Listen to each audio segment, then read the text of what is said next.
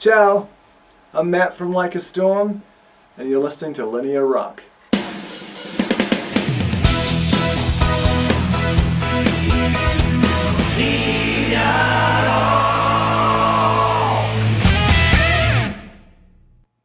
Hi, Matt from Like a Storm. Welcome to Milan and welcome to Linear Rock. Grazie. It's great to be here. Fantastic. So, Like a Storm from Auckland, New Zealand, founded in 2005 and best known for combining heavy baritone guitar riffs with a didgeridoo, which is something very special, and programming as well, synthesizer, everything, and other various bizarre ideas. How this sound was conceived and how did you develop your style this way? Well, thank you for knowing so much about us.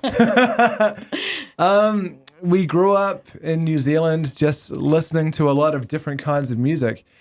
We always loved heavy rock music, but we also listened to a lot of classic rock and industrial and blues and jazz, anything we could get our hands on. And so when we started writing our own music, we just thought it would be fun to see what new ideas we could incorporate into a rock band. Sure. And my brother Chris, who's our lead singer, he taught himself how to play the didgeridoo after 3 days. And it's one of the hardest instruments in the world to learn. I know. So I don't know how he did it. I still don't know how he does it. But we just thought it was the most amazing sound. And so we decided to try and incorporate the didgeridoo into the music that we were making. So how did you choose the didgeridoo? Was simply looking for something different, or it just, it's a combination that it happened that you brought it in the band? I think we grew up playing every instrument we could get our hands on. So we all play a few different instruments. And for Chris, we went to Australia to visit our grandparents. We used to go to Australia every year. And one trip, Chris decided to buy a didgeridoo. And a lot of people buy them and they put it on their shelf. Sure. But he actually taught himself how to play it. Oh, right. And we just thought it was the coolest sound. It's so unique. Yeah. And we just decided it would be so cool to see what that sounded like in rock music. All right. So 4 members in the band, 3 brothers and 3 ex-drummers, if I'm correct, and a new amazing drummer with Zach Wood, who, eats and breathes music since when he was born, basically. Yep. And was the choice of a drummer always the hardest because it was the only extra family member in the band? And of course, how did you get, together with Zach? And is this finally everlasting love for the lineup? Oh, everlasting love. It's what I think of every time I see Zach. Well, it's kind of a cool story. My brothers and I actually grew up playing in different bands. So we didn't all play together like Hanson or the Partridge Family or some family band. We were all in different bands, but when we would play together at home for fun, we always just had this great chemistry. Yeah. And so that was when we decided to start playing together. And I think we were so lucky to have the chemistry that we had that it was hard to find a 4th person, a drummer, who we had that same relationship with. Yeah. When we first started touring in America, we met Zach and his family and we became close with them. And so we've actually known Zach for about 6 years. So he kind of is our 4th brother. All right. And we love playing with him. He's a great drummer. We, just consider him part of the family. So I think it's everlasting love for sure. Great. And how do you work on the songs? Since, the arrangements are very particular. And do you work individually or as brothers, you always stay together and work as a band? Also on the songs? And because it seems to me, it works like layer on layer, which follows, in a sense, an organized approach. But the impact, sounds also instinctive. So I was curious, about, how you work on the music. Well, thank you. That's a huge compliment. Well, thank you. My brothers and I all grew up writing songs in our own bands. And so when we started playing together, we thought that it made sense for us all to continue to write songs. Yeah. So our band has 3 songwriters. We all write ideas on our own, and then we get together and we finish them with the 3 of us. And one thing that was really cool for us as musicians is that we produced and recorded and mixed a lot of our album ourselves. Okay. So we just had a vision for how we wanted the music to sound.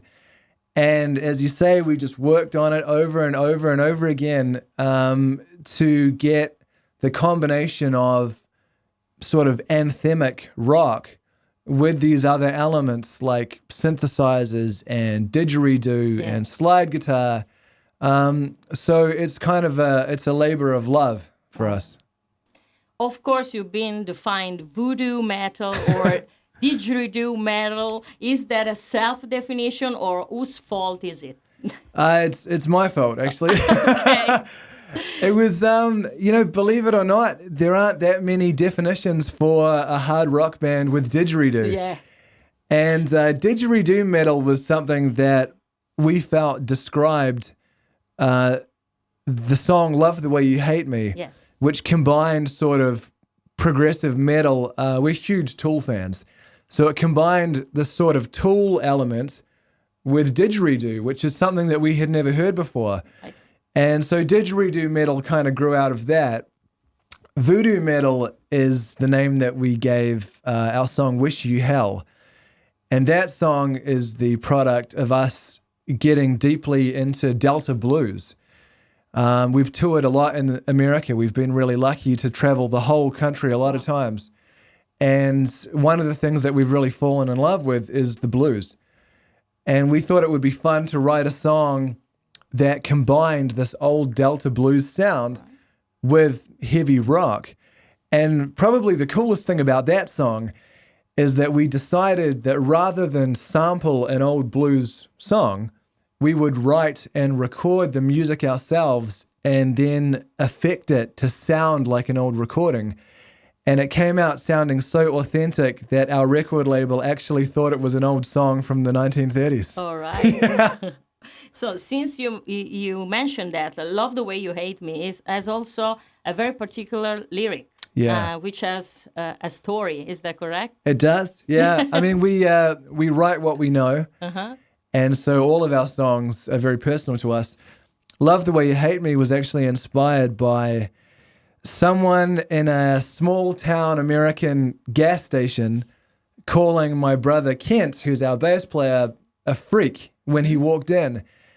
And it's kind of funny because Kent is 6'3" with bright red hair, and I guess he looks different than most people. But it kind of just got us thinking about the idea of being challenged for being different, and also the strength that lies in being true to yourself. And so Love the Way You Hate Me was written about the power in being yourself. And it was inspired all from that one day. All right. And also the video of Love the Way You Hate Me is heading to like 4 million views on YouTube. How did you make that? Well, that was really cool too, actually. We've been lucky to make a lot of great fans over our tours. And we wanted to shoot a video in America, and we wanted to involve our fans in the video.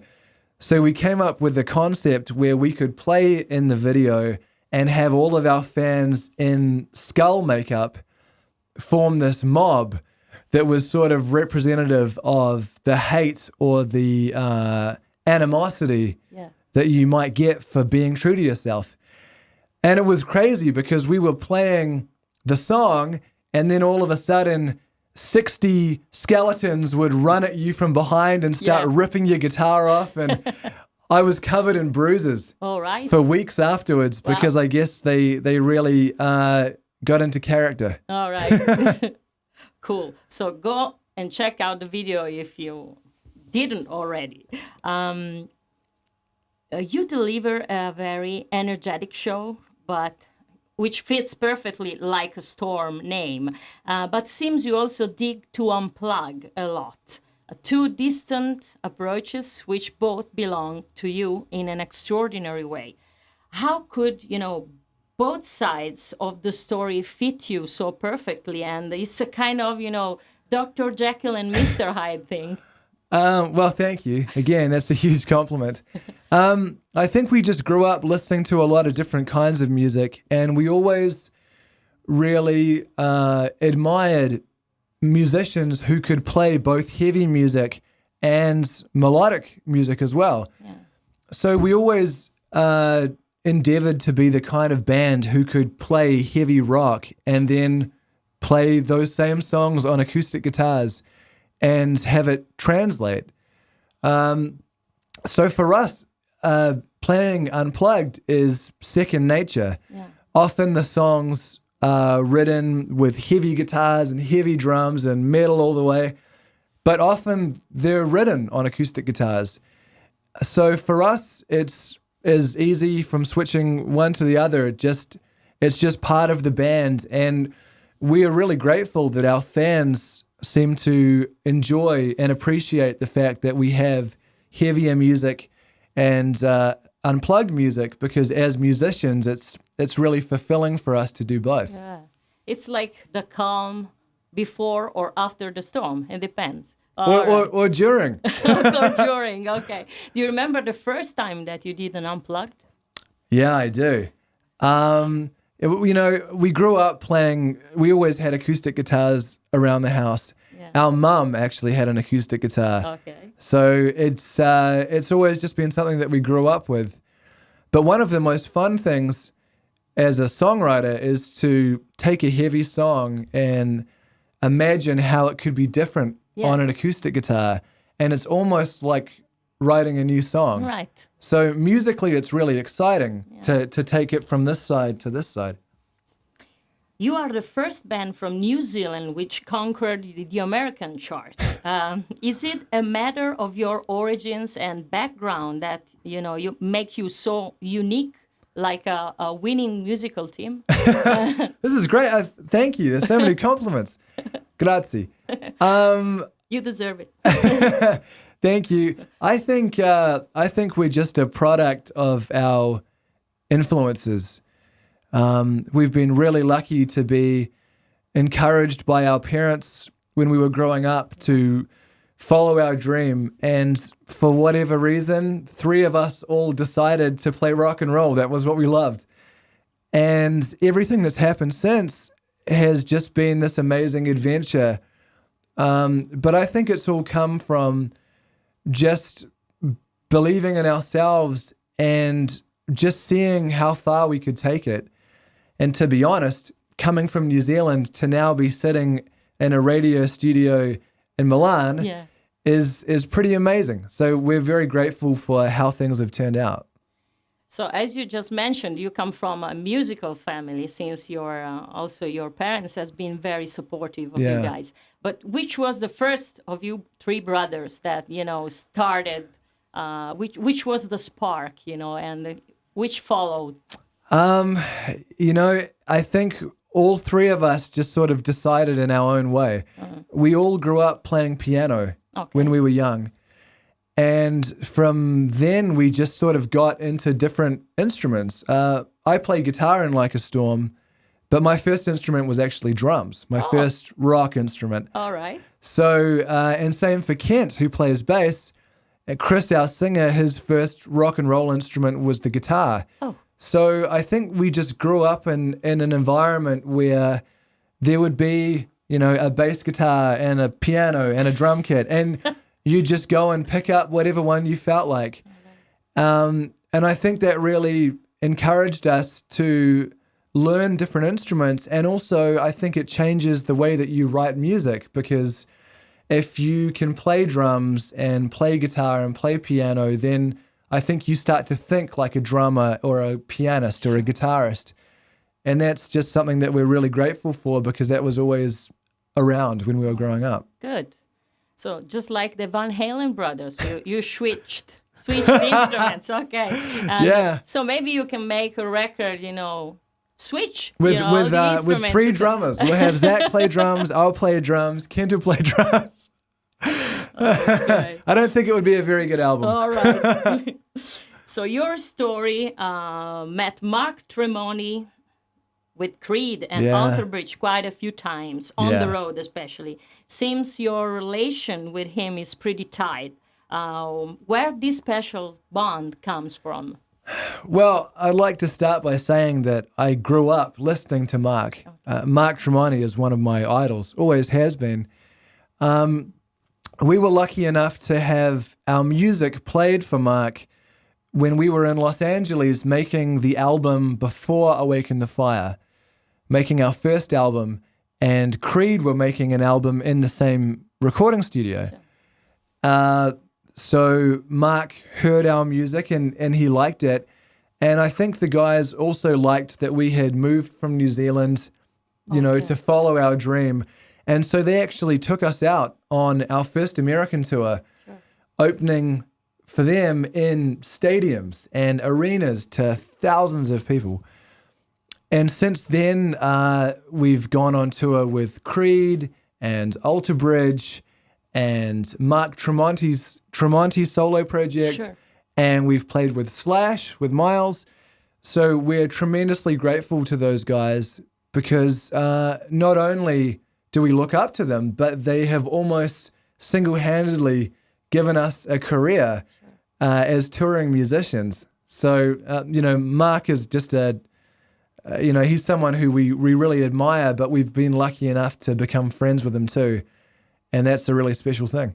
And was it also through Mark that you met the Wood family and so Zach and everything happened? Okay. That all happened at the same time. In fact, Steve, Zach's dad, was at the studio the same day that Mark first heard us.